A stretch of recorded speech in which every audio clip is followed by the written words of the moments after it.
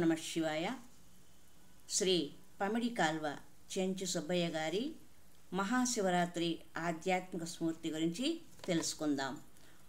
మాఘ బహుళ చతుర్దశి నాటి అర్ధరాత్రి కాలమున పరమశివుడు కోటి సూర్యకాంతులతో లింగరూపమున ఆవిర్భవించినాడు. కనుక ఈనాటి అర్ధరాత్రి నుండి చతుర్దశి ఉన్నప్పుడే మహాశివరాత్రి. ఈ మాఘమాస సంబంధం వల్లనే ప్రతి మాసములను బహుళ చతుర్దశి మాస శివరాత్రి అయినది. మహాశివము గల రాత్రి, మహాశివుని యొక్క రాత్రి మహాశివరాత్రి. శివుడు అనగా బ్రహ్మానంద స్వరూపుడు, నిర్వికారుడు కనుక శమించి ఉండువాడనియు, ఇతని యందు సజ్జనుల మనస్సులు ఉండుననియు, సాధువుల మనస్సులందు శయనించి ఉండువాడనియు, సకల శుభములతో కూడినవాడు అనియు అర్థములు. శివము అనగా మంగళము, శుభము, కైవల్యము, శ్రేయస్సు. రాత్రి అనగా సుఖము ఇచ్చినది కనుక గొప్ప శుభముతో కూడినదియు, పరమ సుఖమును ఇచ్చినదియు, మహాశివస్వరూపమైన బ్రహ్మానందమును ప్రసాదించినదియు మహాశివరాత్రి. శివుడు మహోతేజ లింగరూపమున ఆవిర్భవించిన సన్నివేశము 18 కల్పములలో ఈశాన కల్పమున జరిగినది. ఈ సందర్భంలో శ్రీమన్నారాయణుడు శ్వేతవరాహ రూపం దాల్చి శివలింగ ప్రాద్భవ స్థానమును చూచివచ్చుటకై యత్నించినందున ఆనాటి నుండి ఈ కల్పమునకు శ్వేతవరాహ కల్పము అని పేరు వచ్చింది. పరమేశ్వరుడు సర్వవ్యాపకుడు అయినప్పుడు అతనికి ప్రత్యేకముగా ఒక రూపము అన్నది లేదు.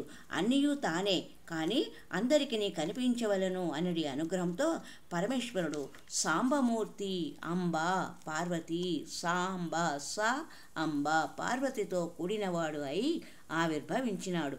కేవలం జ్ఞానరూపము, నిరాకారము, జ్ఞానము తేజోరూపము. ఆ జ్ఞానతేజమే రాశీభూతమై జ్యోతిర్మయ లింగముగా సాక్షాత్కరించినది. రూపము కంటికి కనిపించవలనన్నచో జ్యోతిస్సు కాంతి అవసరం కనుకనే శివుడు మొట్టమొదట జ్యోతిర్లింగమై పిదప సాంబశివుడై విష్ణు బ్రహ్మలకు గోచరించినాడు. లింగము అనగా ప్రకృతిలో లీనమై ఉన్న పరమాత్మ స్వరూపమును తెలుపునది, ఆ స్వరూపమును పొందించినది అనగా అనుభవింపచేయునది అని అర్థం. కనుక నిరాకారమై సర్వవ్యాపకమైన సచ్చిదానంద శివస్వరూపము సాకారమై సర్వజన ఆనందకరముగా నేత్రోత్సవముగా గోచరించిన మహాపవిత్ర దినము శివరాత్రి. కృష్ణపక్షములోని చీకటి ఆవరించిన మాయాంధకారము జ్ఞానదాతయ్యకు పరమశివుని కృప వలన జీవుడు మాయ నుండి ముక్తుడై ఆత్మస్వరూపమును గుర్తించి సర్వవ్యాపకమైన ఆనంద తేజమును శివలింగ రూపములో దర్శించి జీవన్ముక్తుడు కావెలను అనడి సదాశయముతో జీవితమును సత్యం, శివం, సుందరముగా తీర్చిదిద్దుకోవలెనను శుభాకాంక్షలతో భావించి దర్శించి తరించిన మన పూర్వులు శివరాత్రిని పర్వదినముగా నిర్ణయించినారు.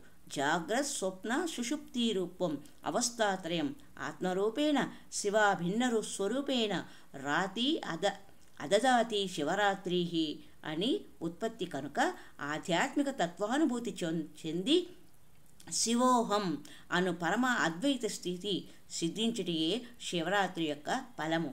ఇది యోగరాత్రి. శివరాత్రి ఎల్లరికును భక్తిముక్తులను ప్రసాదించు పరమ వ్రతము. శివ పూజకు శివరాత్రి వ్రతమునకు భేదము ఉన్నది. వేదములలో శివుడు రుద్రుడుగా పేర్కొనబడినాడు. సంసార దుఃఖమును నాశనము చేయువాడు, వేదరూపమున ధర్మమును పొందింపజేయువాడు మున్నగా అర్థములు రుద్రశబ్దమున ఉన్నవి. సహస్రార కమలమున అర్ధమాత్ర స్వరూపమున నిలిచిన పరతత్వమే శివుడు. శివరాత్రి నాడు శివునికి ధారాపూర్వకముగా చల్లని నీటితో అభిషేకము గావించవలను. ఇది యోగశాస్త్ర రీత్యా సహస్రార కమలమున ప్రకాశించు సదాశివ తత్వామృతము వర్షించుటకు ప్రతీక. శివరాత్రి విశేషములలో ఉపవాసము, రాత్రివేళ అర్చనలు, చతుర్దశీయకమైన అమావాస్య మున్నగునవి ప్రముఖమైనవి. ఇందలి ఆధ్యాత్మిక విషయముల గురించి మరి ఒక సంచికలో విపులముగా తెలుసుకుందాం. హరి ఓం తత్సత్. సర్వే జనా సుఖినో భవంతు, లోకా సమస్త సన్మంగళాని సంతు.